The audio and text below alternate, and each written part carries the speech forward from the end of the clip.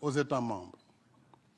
Ce que je souhaite apporter à l'organisation, c'est une expérience de près de 40 ans de responsabilité publique, du bas de l'échelle au sommet de l'État, comme fonctionnaire junior, directeur national, maire, ministre, Premier ministre, président de l'Assemblée nationale et président de la République pendant 12 ans. Ce que je souhaite apporter à l'organisation, c'est une tradition d'échange de plusieurs années avec la plupart des dirigeants ici représentés par vous, les dirigeants en Afrique, au G7, au G20 et dans d'autres cadres bilatéraux et multilatéraux. De ce parcours, j'ai appris à dialoguer, écouter et consulter.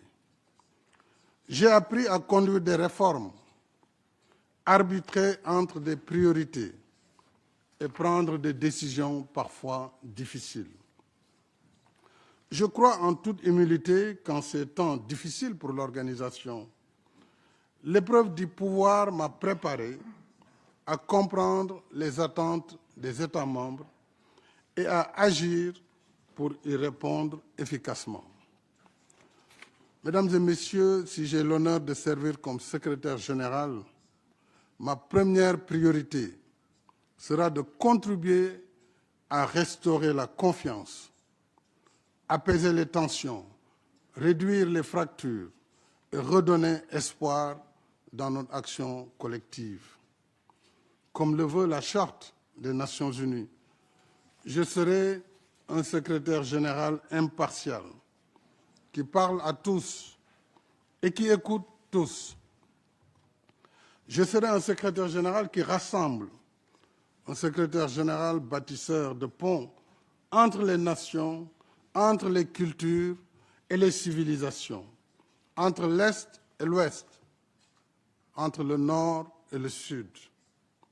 J'engagerai sans délai une diplomatie préventive plus active dans l'alerte précoce, la médiation, la coopération entre les nations, surtout celle entre les Nations Unies et les organisations régionales. J'engagerai avec les États membres une réflexion approfondie sur l'efficacité des opérations de maintien de la paix.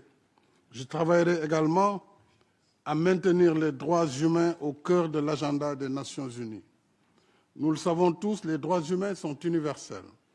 Ils sont inséparables les uns des autres. Ils sont civils,